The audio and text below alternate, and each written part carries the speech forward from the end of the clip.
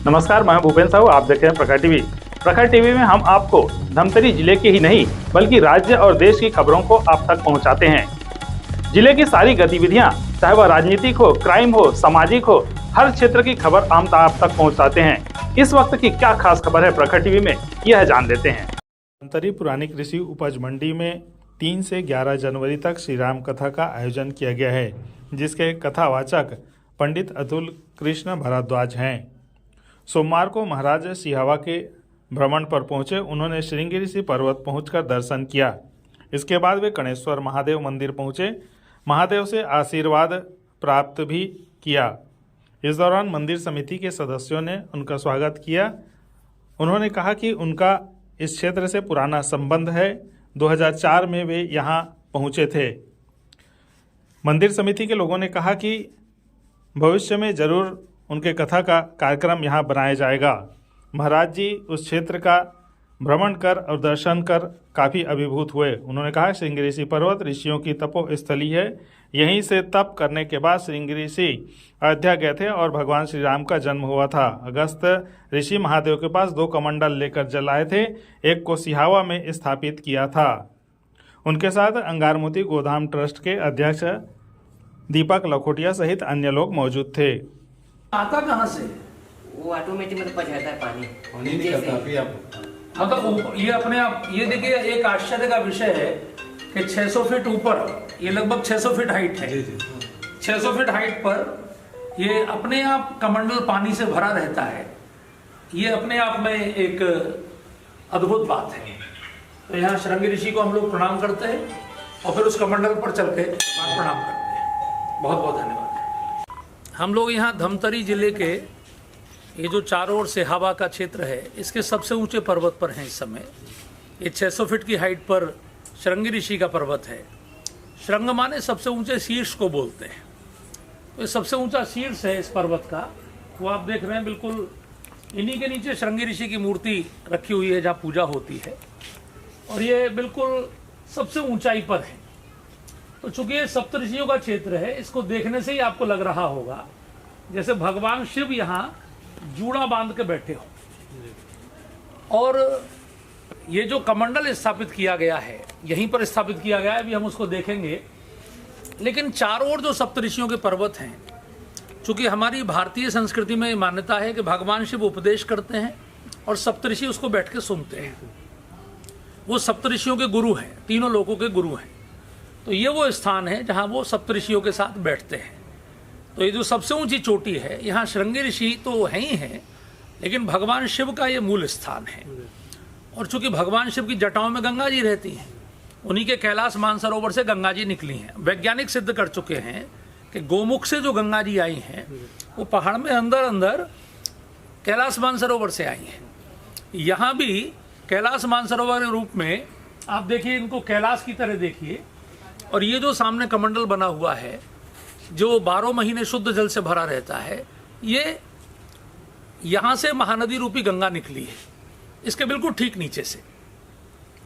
ये 12 महीने शुद्ध जल से क्यों भरा रहता है, इसकी एक छोटी सी कथा मैं आपको सुनाता हूँ।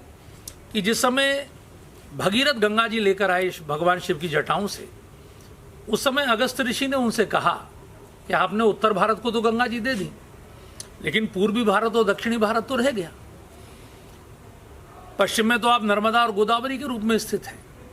तो भगवान शिव की जटाओं से महर्षि अगस्त 2 सिद्ध कमंडल भर के लाए, और एक कमंडल उन्होंने यहाँ स्थापित किया धमतरी जिले में, जहाँ से महानदी निकली, और एक कमंडल उन्होंने कर्नाटक में स्थापित किया कुर्ग में, जहाँ से कावेरी निकली।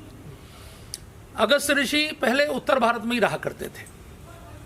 आप कभी केदारनाथ जाएंगे तो केदारनाथ जाते समय, केदारनाथ से पहले जो कस्बा पड़ेगा, जब आप रुद्रप्रयाग से केदारनाथ की ओर मुड़ेंगे हिमालय में, तो उस कस्बे का नाम ही अगस्त मुनि है। कस्बे को ही अगस्त मुनि कहते हैं। तो अगस्त मुनि पहले वहां रहते थे। केदारनाथ का ज्योतिर्लिंग उन्हीं के द्वारा प्रकट है। फिर वहां से जब वो सिद्ध कमंडल लेकर इधर आए दक्षिण में और पूरब में, तो फिर वो लौटकर फिर नहीं गए। और विंध्याचल उसी समय उनको प्रणाम करने के लिए लेटकर दंडवत किए थे, इसलिए विंध्याचल आज भी लेटे हुए हैं। नहीं तो ये हिमालय से भी ऊंचे हो गए होते, तो भारत का विभाजन हो गया होता। लेकिन अगस्त ऋषि ने इनको कहा कि आप लेटे रहिए और आपके ऊपर भगवान का धाम बनेगा। तो चित्रकूट धाम इस पर बना, विंध्यवासिनी का धाम इस पर बना, ये बड़े बड़े सारे तीर्थ विंध्याचल में बने। तो अगस्त ऋषि की बड़ी कृपा है। और यहाँ अगस्त ऋषि का भी पर्वत है इन सप्त ऋषियों में। अगस्त ऋषि ने उस कमंडल को यहाँ स्थापित किया है। तो ये एक बार उस कमंडल को भी देख लेते हैं हम लोग आके। 1 मिनट आइए। देखिए बंधु, ये जो कमंडल है बिल्कुल कमंडल की आकृति है इसकी। जैसे लौकी का कुम्हड़े का कमंडल बनता है, ऊपर से चौड़ा होता है, नीचे को पतला होता जाता है, ये बिल्कुल उसी आकृति में कमंडल है। और ये 12 महीने शुद्ध जल से भरा रहता है। गर्मियों में वाटर लेवल थोड़ा सा कम हो जाता है, जैसा पुजारी जी ने बताया। और मैं 10 साल पहले यहाँ आया था, तब भी ये कमंडल ऐसा ही था, आज भी ऐसा ही है। ये अगस्त ऋषि जो लेकर आए 2 कमंडल, एक कमंडल उन्होंने यहाँ स्थापित किया है, एक कर्नाटक में, और ये दोनों अक्षय कमंडल हैं, सिद्ध कमंडल हैं। इसमें से लगातार जल प्रवाहित होता है। यहाँ से महानदी निकलती है, इसके ठीक नीचे से 600 फीट नीचे से महानदी का उद्गम है, और कर्नाटक में कावेरी निकलती है। तो Mahanadi is the life line of Chhattisgarh Orissa, and Kaveri is the life line of Karnataka and Tamil Nadu. तो ये दोनों नदियों को लाने वाले महर्षि अगस्त को हम प्रणाम करते हैं यहाँ, और उनसे प्रार्थना करते हैं कि जैसे ये गंगा लगातार प्रवाहित होती है, ऐसे भारतीय संस्कृति की गंगा भी लगातार प्रवाहित होती रहे, और लगातार भगवान की भक्ति सब में बढ़ती रहे। इस गंगा जल से हम आप सबके ऊपर छींट देते हैं, जिससे कि सबके ऊपर अगस्त ऋषि की कृपा आवे। जय हो, जय हो देवी, जय हो भाई साहब। आओ जयप्रकाश जी। एक और बात इस कमंडल के संबंध में मैं बता दूं, ये कमंडल 600 फीट की हाइट पर स्थित है। इसके ऊपर कुछ भी नहीं है, एक मंदिर बना हुआ है। अब इसमें जल कहां से आता है कोई नहीं बता सकता। तो ये जल वास्तव में ये संसार का 7वां आश्चर्य है, कोई वैज्ञानिक सिद्ध करके दिखा दे। और ये सनातन धर्म के आश्चर्य हैं, ये हमारे ऋषियों के तप है। ये वास्तव में पूरे विश्व के लोगों को यहाँ आना चाहिए और यहाँ आके मत्था टेकना चाहिए, आशीर्वाद लेना चाहिए। इतना दिव्य स्थान है भाई साहब, लोगों को पता नहीं तो पूरे विश्व के भक्त यहाँ आके प्रणाम करेंगे। इसका सरकार भी संज्ञान ले और इस स्थान को अपने छत्तीसगढ़ के इस गौरव को, चूंकि धमतरी का मतलब है धर्म की भूमि, धर्म की भूमि का ये जिला है, इसीलिए इसमें सारे तीर्थ है, रुद्री है, गंगरेल है, ये अंगार मोती मैया है, ये कमंडल है, 7 ऋषि के पर्वत हैं, हीरे की खदानें हैं, यानी इतना यहाँ सब। तो इस कमंडल को हम प्रणाम करते हैं और प्रार्थना करते हैं कि बार बार भगवान यहाँ बुलाएं। धमतरी का पुराना नाम धर्म। बहुत ही प्रसिद्ध अखबार प्रखर टाइम्स और प्रखर समाचार, प्रखर टीवी सब आपका है। आप पिछले 36 साल से पत्रकारिता के क्षेत्र में हैं। आप बता रहे हैं कि धर्म तराई, तराई जो शब्द लगता है, यहाँ गांव में बहुत सारे गांव के नाम में तराई है। तराई माने जहाँ तालाब भी हो और भूमि भी हो, तालाबों की भूमि, यानी धर्म के सरोवरों की भूमि, ये धर्म तराई है। तो देखिए कितना सुंदर धर्म के क्षेत्र में हम लोग हैं। और जो लोग धर्म को तोड़ने की कोशिश कर रहे हैं, हमारे समाजों को बांटने की कोशिश कर रहे हैं, उनको समझना चाहिए कि संसार की सबसे प्राचीन भूमि है ये, जहां से मानवता डेवलप हुई है। क्योंकि भगवान कृष्ण ने गीता में कहा है कि दुनिया के सारे मानव, आज हम कितनी भी जातियों में, कितने भी देशों में, कितने भी वर्णों में, समाजों में बट गए हों, भाषाओं में, लेकिन हम सब सप्तऋषियों और मनु महाराज की संतान है। तो ये सप्तऋषियों का ये पावन क्षेत्र, इसमें आके मैं इतना गदगद हूं आज। ये मेरा सौभाग्य है कि मुझे यहाँ आने का अवसर मिला और ये आप सबके सहयोग से भाई सब संभव हुआ। आपको बहुत बहुत धन्यवाद है। बोले अगस्त जी महाराज की जय, श्रृंगी ऋषि की जय। मैं तो इतना अभिभूत हूँ यहाँ। मैं यहाँ 10 वर्ष पहले भी आया था।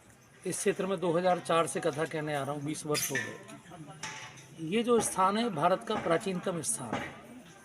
ये सप्तऋषियों के पर्वतों के बीच में महादेव बैठे हैं स्वयं। ये जो श्रृंगी ऋषि का पर्वत है, ये महादेव का भी पर्वत है। और बाद में यहीं पर श्रृंगी ऋषि ने तप किया, यहीं से वो अयोध्या गए, जिनके कृपा से भगवान राम का जन्म हुआ।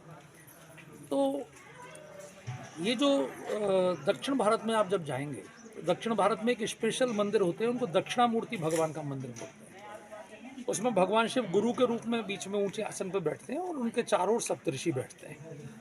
ये बिल्कुल जो सिहावा का क्षेत्र है, ये जैसे आप देखेंगे मध्य प्रदेश में सीहोर जिला है, सिवनी है, शिवपुरी है, शिव के ही नाम से सारे क्षेत्र हैं। तो ये महादेव का क्षेत्र है पूरा। और महादेव का ही अंश महानदी है, इसलिए महानदी को गंगा माना गया है, कावेरी को गंगा माना गया है। तो यहाँ का इतिहास ऐसा है भैया कि आप देखेंगे शृंगी ऋषि के पर्वत के एक ओर कुंभज है और एक और अगस्त है। कुंभज और अगस्त अलग अलग नहीं है, कुंभज अगस्त एक ही है। तो कुंभज और अगस्त ये यानी अगस्त ऋषि के क्षेत्र में भगवान शिव यहाँ अगस्त पर उनकी विशेष कृपा थी। मैं आपको बता दूं कि 3 ज्योतिर्लिंग भारतवर्ष में अगस्त जी के द्वारा है। रामेश्वरम की स्थापना महर्षि अगस्त ने ही राम जी के हाथ से कराई, मल्लिकार्जुन अगस्त जी के द्वारा है और केदारनाथ हिमालय में अगस्त जी के द्वारा है। अब मैं आपको निमंत्रण देता हूँ, कभी आप अगर केदारनाथ जाएंगे तो बद्रीनाथ केदारनाथ का एक ही मार्ग है ऋषिकेश के ऊपर, रुद्रप्रयाग से वो मार्ग कटता है। तो जैसे ही आप केदारनाथ की ओर मुड़ेंगे तो पहला जो उसमें गांव है उसका नाम है अगस्त मुनि। अगस्त मुनि के बाद केदारनाथ है, यानी अगस्त पहले उत्तर में रहते थे। फिर जब भगीरथ गंगा जी लेकर आए तो अगस्त ने महादेव से कहा कि पश्चिम को तो आपने तार दिया नर्मदा जी बन के और उत्तर को तार दिया आपने गंगा जी बन के, लेकिन पूरब और दक्षिण का क्या होगा? तो फिर वो 2 सिद्ध कमंडल भर के, सिद्ध और अक्षय कमंडल भर के भगवान शिव की जटाओं से लाए और एक कमंडल उन्होंने यहाँ स्थापित किया धमतरी में, सिहावा में। ये जो शृंगी ऋषि का पर्वत है, जो कमंडल आपने देखा होगा ऊपर 12 महीने शुद्ध जल से भरा रहता है। अब 600 फीट की हाइट पर इतना जल कहाँ से आता है? उसके ऊपर तो कुछ है नहीं और उसी के नीचे से महानदी का उद्गम है। तो और एक कमंडल उन्होंने कर्नाटक के कुर्ग में स्थापित किया जहाँ से कावेरी नदी का उद्गम है। तो Kaveri is the life line of south Karnataka and Tamil Nadu और Mahanadi is the life line of पूरा ईस्ट छत्तीसगढ़ और उड़ीसा। तो ये दिव्य है। और यहाँ जो कर्णेश्वर महादेव का ये मंदिर समूह है ये बहुत प्राचीन है, जगन्नाथपुरी के महाराज ने स्थापित किए, ऐसी मान्यता है। लेकिन भगवान राम भी उससे पहले आए और भगवान राम ने भी इस क्षेत्र में पूजन किया पूरे में। तो चूंकि ये संगम का क्षेत्र है और संगम पर भगवान राम ने निश्चित रूप से ही वो तो जहाँ जाते थे वहाँ शिव जी का अभिषेक करते थे। तो ये बहुत पहले से ये मतलब लाखों करोड़ों वर्षों की हिस्ट्री का विषय है कि यह भूमि अत्यंत प्राचीन है। बस योगेश साहू जी भाई साहब मेरे साथ खड़े हैं। ये जो साहू समाज है ये इसी क्षेत्र में विशेष रूप से है, इधर 3-4 जिलों में विशेष। ये साहू माने जो सिहावा जिनकी भूमि है, तो भगवान शिव के सप्तऋषियों के जो अंश हैं, वंशज हैं, वो सभी साहू समाज है। सिहावा से ही साहू बना है। तो ये क्षेत्रीय, जैसे मगध के लोग मागध लिखते थे, मैं ब्रज हूँ तो मैं ब्रजवासी कहूँगा अपने को, जो मिथिला का है वो मैथिल कहेगा अपने को, जो मराठा का है वो मराठी कहेगा। तो इस क्षेत्र का सिहावा का जो समाज है वो साहू, तो ये परम भक्त हैं, भगवान महादेव की विशेष कृपा है। और बता रहे हैं कि जब संगम से जल लाते हैं हर साल तो वो गंगा जी की तरह बिल्कुल एकदम दिव्य रहता है। तो इसके प्रति तो मेरी भैया अगाध श्रद्धा है। मैं पूरे विश्व में जहाँ भी कथा करता हूँ वह धमतरी का, सिहावा का ये प्रचार करता हूँ। लोगों से कहता हूँ अपने बच्चों को दिखा के लाएं। ऐसा चमत्कार पूरे विश्व में नहीं मिलेगा कि कमंडल 12 महीने कभी खाली नहीं होता, लगातार दिव्य जल से भरा रहता है।